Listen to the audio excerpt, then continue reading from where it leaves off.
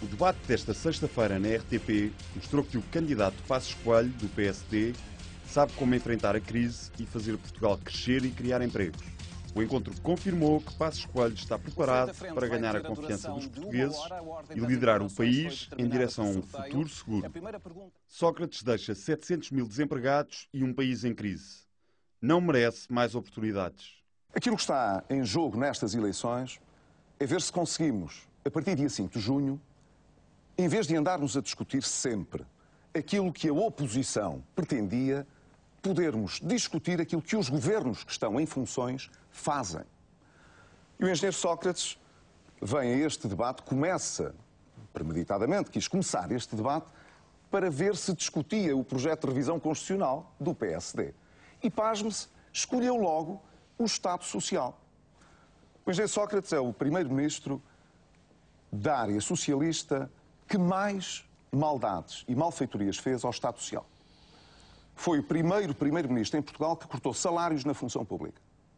Foi o primeiro-ministro em Portugal que mais reduziu as prestações sociais e levou os custos de acesso à saúde, diminuiu as comparticipações nos medicamentos, acabou com muitos abonos de família, milhares de abonos de família. Quer dizer, o engenheiro Sócrates, que tem vindo, por razão de insustentabilidade das finanças públicas, a colocar em causa a sustentabilidade do Estado Social, vem agora aqui querer dizer ao país, vejam, isto está muito mal porque realmente o Governo, por causa da crise internacional, com certeza, o Governo nunca tem culpas de nada. O Governo vem aqui defender Portugal e o seu Estado Social e cuidado que ali do outro lado, apontando para mim, está alguém que quer combater o Estado Social. Senhor Engenheiro José Sócrates, se hoje o Estado Social está maltratado e o sinal mais evidente da falência do modelo que o senhor seguiu está nos 700 mil desempregados que existem em Portugal, se o senhor consegue explicar aos portugueses porque é que chegou a uma situação com o desemprego historicamente mais elevado em Portugal e com o Estado Social menos presente para apoiar as pessoas, depois de me responder a esta questão, nós podemos falar da revisão constitucional do PSD. Sócrates diz uma coisa e faz outra. Em matéria de opinião, deixe-me recordar-lhe o que disse o Sr. Engenheiro José Sócrates o ano passado, como Ministro, em fevereiro de 2010. Disse, respondendo justamente ao Governador do Banco de Portugal, de então Vítor Constâncio, não aumentaremos os impostos para fazer a consolidação orçamental. Disse depois, em resposta à deputada dos Verdes, Heloísa Apolónia, no Parlamento, o que vamos fazer é o que está no PEC, que foi aprovado no primeiro trimestre do ano passado. A senhora deputada vê lá o aumento do IVA, não vê. Todos se recordam que o IVA não aumentou. Em resposta ao jornal O Sol, disse, não será preciso reduzir salários para reduzir o déficit orçamental.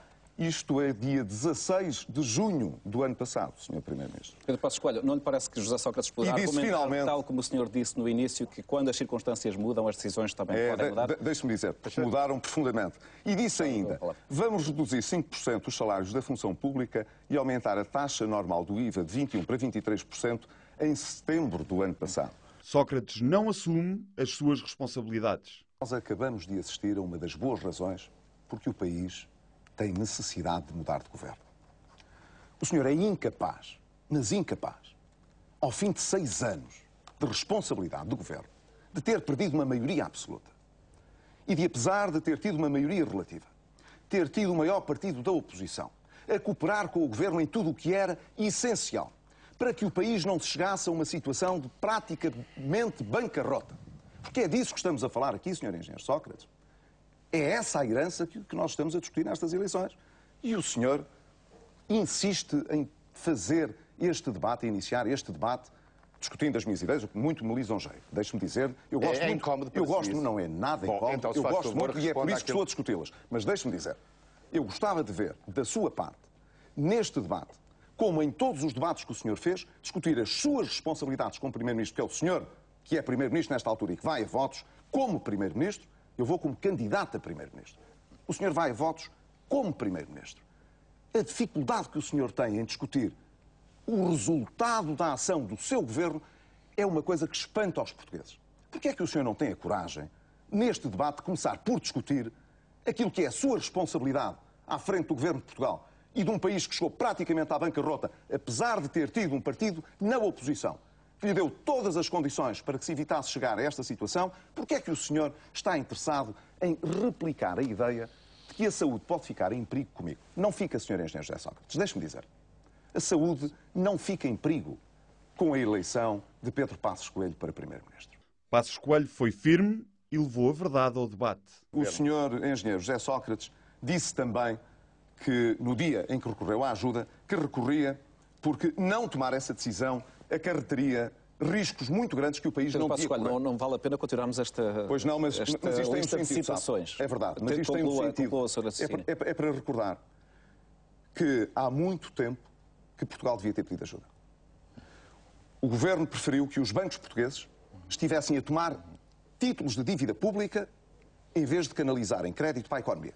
Muitas empresas em Portugal, desculpe, deixe-me concluir, muitas empresas em Portugal fecharam a porta e lançaram muita gente no desemprego porque não conseguiram recorrer ao crédito nos bancos, porque os bancos estiveram a comprar títulos de dívida pública. Isto é exatamente assim, Sr. Foi um erro ter pedido ajuda tão tarde. O senhor não pediu ajuda mais cedo. Se não se importa, mas deixe-me concluir. Não pediu ajuda mais cedo, não porque estivesse preocupado com o país, mas porque estava preocupado com a sua imagem política. É o senhor que está agarrado ao lugar de Primeiro-Ministro. Não sou eu que tenho pressa de lá chegar. Sócrates levou o país à recessão. O ano passado tive a ocasião de dizer numa entrevista que os dados que nós tínhamos da execução orçamental apontavam para que Portugal acabasse o ano com um déficit não inferior a 9%. Com os dados de que eu dispunha, acertei. A minha previsão estava correta. Não acertou, não acertou. E o senhor engenheiro errou. E o senhor Ministro das Finanças erraram. Não acertou. E erraram duplamente. Eu digo-lhe porquê. Não acertou. Porque o déficit... A não ser que soubesse que ia ser registado o BPN e o sabe, é muito difícil. Mas deixe-me dizer. O senhor sabia quanto custava a intervenção no BPN, o senhor sabe quanto é que estão a custar as intervenções que fez irresponsáveis pelas estradas de Portugal, que estão a custar hoje à consolidação pública muito dinheiro e, portanto, déficit. O senhor sabia disso. O senhor sabia tanto que não ia cumprir que usou o fundo de pensões da PT para poder cumprir, supostamente, o valor do déficit. Não é pelo amor de Deus. São os factos, sabe? Quando eu disse que acabávamos o ano com um déficit não inferior a 9%, acertei e sabia o que estava a dizer. E o senhor não sabia.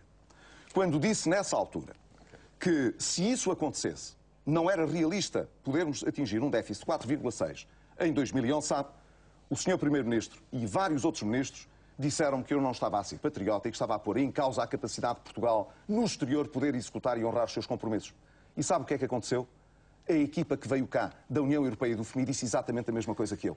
Porquê é que o senhor não quis ouvir quando todo o país, e eu também lhe chamámos a atenção, para essas consequências trágicas que poderiam advir do facto de depositar todas as esperanças no desempenho orçamental da receita dos impostos e não no corte da despesa no Estado. Nós estamos mesmo na reta final. Passos Coelho preparado para ser Primeiro-Ministro. O país tem hoje muito claro que, a partir do dia 5 de junho, precisa de ter um governo que seja competente e capaz e que seja realmente possível entregar um resultado que aqueles portugueses que hoje estão desempregados, que estão assustados com o futuro, porque sabem que o país foi conduzido a uma situação de praticamente bancarrota, quer dizer, de não ter dinheiro para honrar os seus compromissos, esses portugueses sabem que há um responsável por essa situação. Essa responsabilidade cabe ao engenheiro José Sócrates e ele não tem desculpa na medida em que o PSD já cooperou e cooperou bastante para que o governo pudesse ter alcançado um resultado que fosse satisfatório para todos os portugueses. O que está em causa agora aqui, portanto, é de saber se devemos ou não mudar a liderança. E não há dúvida que o país precisa de mudar a sua liderança. Precisa de alguém que respeite os compromissos, alguém que tenha capacidade de diálogo, alguém que pode não ter experiência governativa como eu, mas não traz na sua consciência ter 700 mil desempregados e um Estado social que está em perigo se não conseguirmos colocar a economia a crescer. Esse é o meu compromisso com os portugueses. Formarei um governo coeso e sólido, se essa for a vontade dos portugueses e se eles tiverem, como eu, confiança em que podemos ser capazes em Portugal de fazer diferente do que fizemos nestes 6 anos.